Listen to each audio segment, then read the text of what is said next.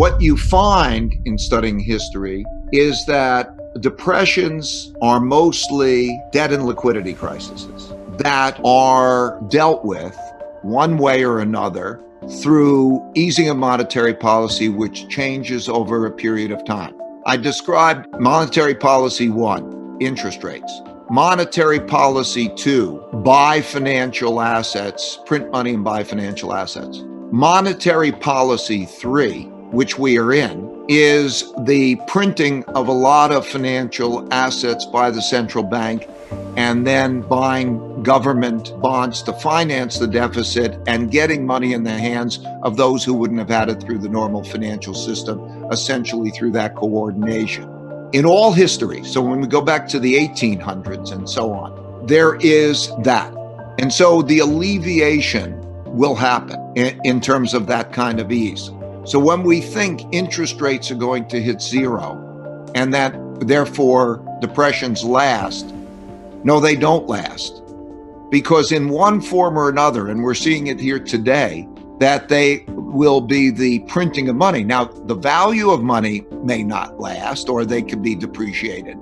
But in the end, they always will ease, and you will have then that kind of reflation movement and that kind of change. So the hitting of a zero interest rate is not a hitting of a floor on the capacity of central banks to ease. It has to be manifest in one of three things happening. If you look at the history, you've seen it happen time and time again in the same way, and it lends itself to three types of assets responding. The it that's happened in March 5th, 1933. Roosevelt makes the announcement about severing the dollar from gold and depreciating it and reflating it to give the banks the money that they have to pay their depositors. The same thing happened August 15th, 1971, when Nixon got on television and said that he is severing the relationship with gold and printing money and so on. The same thing happened in November 2012 with Mario Draghi making the same kind of moves. And the same thing happened on April 9th when we had the moves by the U.S. Federal Reserve and the U.S. Congress and Treasury. Same type of movements happened in 2008 when the Treasury put together and the administration and the Congress put together the TARP program and they went to quantitative easing. Those are the things that you always see happening, including times that I haven't mentioned. And when they happen, that is what happens at the equivalent of zero interest rates. Okay, it is that kind of movement and that form of easing. And that's what we're seeing.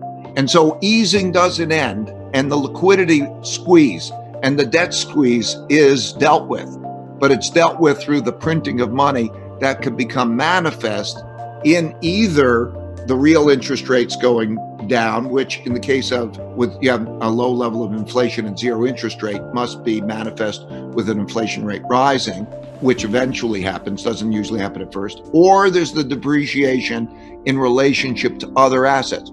So what you're seeing right now is that reflation becoming manifest in the money that is being purchased by the Federal Reserve and government, then going into assets that are equity assets, into credit assets and so on. And that's the manifestation. Or you could see it in gold, or you could see it in the depreciation. One doesn't necessarily know at the time which is going to happen. So in 1971, when that happened, there was a big decline in real stock prices because inflation accelerated. But you do know that that combination of reflation assets will happen in a way that's very similar to the cutting of interest rates when they hit zero. I really believe that in this environment, most investors will think safe is cash, and that's tragic. So you can see that one has to think differently from one's habits. When one thinks cash is not a safe investment, it's a risky investment, that stocks and bonds are not the same as they were in the past. One has to think of the storehold of wealth concept rather than just equity returns. One has to think about balancing differently. All of these things that I'm bringing up are not commonly thought about. They're not part of the common experience of investing over the past many years.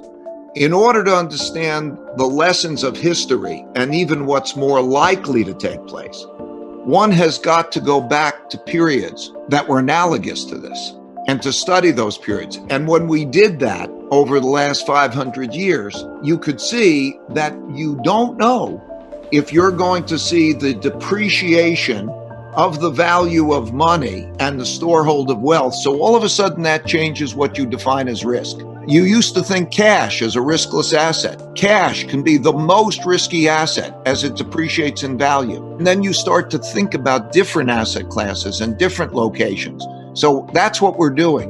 When we think of what is the diversified portfolio for an easing that happens at that time, that's kind of a reflation portfolio. And how do you measure that in relationship to other things? Because I think the one thing that we could be confident is that the Federal Reserve and other central banks are not going to let an implosion happen without printing a lot of money. We know where interest rates are. You know that if you take a 10-year bond, you know what your return is going to be on that 10-year bond. And if you then do calculations of what is the expected returns of other asset classes, start off as you deal with each of those companies that are borrowing, and you look at what their interest rate is, and then you look at their equity expected return relative to their interest rate based on the present value of the discounted cash flows, that all asset classes, and that includes private equity, it includes venture capital and so on, have very low expected returns, meaning that if you were to just hold them over the next 10 years, they're all going to have not nearly enough return, and they're going to be low. So that's a fact of life. We also know that asset classes are affected by monetary policy. So when they lowered the interest rates and did a number of other things in the past, that allowed asset prices to rise. We know a number of those things won't be able to happen in the future. So if we start to take a picture of that, we know that, in fact, you can go to maybe negative returns. And it's all happening because it needs to happen from an economic point of view. It needs to happen because there's a lot of debt and a lot of liabilities, pension liabilities, healthcare liabilities, insurance company liabilities, and so on, that are coming at us that can't be funded. So they need more returns. And so we've been in an environment where there's been a leveraging up of those returns. So because all that liquidity has been put in by the central bank because it needed to be stimulative in a no interest rate environment, we have all that liquidity looking through all the nooks and crannies of all asset classes, driving their prices up relative to their expected returns, and therefore their expected returns are going to be low. Okay, so that's a reality. Then we know that we're going to have volatility around that. You have volatility caused by the sorts of things that we've seen. Some of those things, if you have a downturn in the economy due to the virus, a lot of uncertainty about the virus, it has economic implications. And then you have a new world in monetary policy. That new world in monetary policy means that no longer is there the allocation of capital in the ways that we were used to it.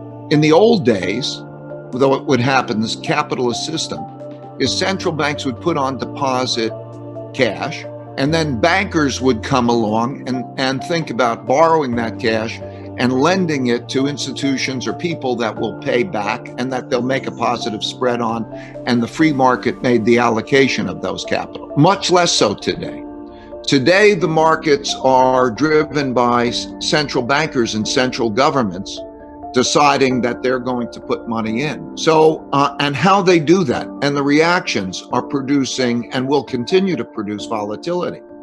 It's very much like the war years, but that allocation of capital and how that is operating will create volatility. We see volatility, and so you have to deal with that volatility. But that is the character of the environment, so that the environment, it's a reality, right? Does anybody disagree that the returns of asset classes will be low from just an expected return point of view, and that monetary policy, and which is now buy financial assets and so on and print money, will be a lever that's going to have an effect on that. And so we're going to get volatility, and we have a high amount of uncertainty in that environment. So that has implications. If we agree on that, that's a fact of life, right? Can we agree on that we're going to have low returns, inadequate returns generally relative to needs, with a lot of volatility around them? Can we agree that's a fact of life? I think it is. And then the question is, how do you approach it from an investment point of view? Let me describe it this way. Achieving balance, which means diversification, is more important than ever, though it will have a lower return than before. So do you want an asset class return, or do you want a portfolio of well-balanced assets? So when I look at that, I'm saying, let's say if you take a 60-40 stock bond mix, or if you take equities, or you take any one of those things, no. I think the most important thing is to start with diversifying well. Diversification of asset classes, diversification of countries, diversification of currencies, diversification, because I think that the one thing we know is that we don't know a lot, and it's not easy to necessarily time it about what is going to happen, right? So we should be given humility, and because the markets are relatively efficient in making those comparisons, it's not like one thing is necessarily better than the other, as much as we do know that some things are better diversifiers than other things to produce whatever that excess return is, that it is as stable as possible and least risky as possible to try to achieve balance. So as we look forward, what we can say is the excess returns will be lower, the premiums are a bit lower, but it still is better to have that diversified portfolio. It'll be a lower excess return, but it still means more stable, because the individual items that make up will all have low returns, but the combination of them will make it more stable. The concentration in any one asset class, in any one country, in any one anything, history has shown is dangerous, and it is dangerous now. So when I look at it, for example, what we're seeing is reflation. We're seeing the central banks printing money and buying assets. And I do believe that they're going to continue to do that. Then the question is, does that become manifest in a way where it drives stock prices up? Does it drive the value of money down? Does it drive gold prices up? So what I've done just over the last maybe year and a half was to go back through all history. You know, you're aware of the 500-year study of all of these particular cases, and to see literally what that set of choices is in all of that range of choices. What you will get is easiness, but the lessons of what will happen largely existed prior to 1945, when we began our monetary system. What I mean is that we've been living in an environment of ideal conditions, which began in 1945 with the formation of the new monetary system and the dollar-based monetary system and the restructuring. And that's been a great, great environment, and we have learned certain habits from that environment. For most investors, you have to think about real returns, but not for all investors, because in some cases they've incurred a fixed liability. In any case, I think the big thing is that almost no investors has enough money relative to their needs. It may affect the time horizon, but if you looked at the richest investors, generally speaking, and you looked at what are their revenues, what are their expenses, and what is their saving? Every individual, every company, every country has to go through that exercise. And when you look at that exercise, can you spend on your liabilities or pay out that amount of money based on the income that's coming in, or the way you're going to have to tap that savings pool, you can see all around you those that are going to not be able to make it, not be able to come close in the period that we have. You have to think, what does that mean? That is going to mean that those will not default. You cannot tell most of the people that they won't get their money. That is going to mean that a lot of money is going to have to be printed, because the obligation is to print that amount of money to fill those liabilities. And so that's the situation that we and most of the world are in. When I think of investing, I want to invest in the competitive countries. I want a multi-country investment. I want a multi-asset investment. I want multi-currency investment, and I want a storehold of wealth, because what happens is wealth is not so much destroyed as shifted, from one asset class to another. There's competition of asset classes, competition of countries, competition of currencies, and so on, and they move around. And so they have to start off diversifying wealth, and then they go to where are the alpha sources, and how does one create a well-diversified mix of alpha sources? So it's the same old story.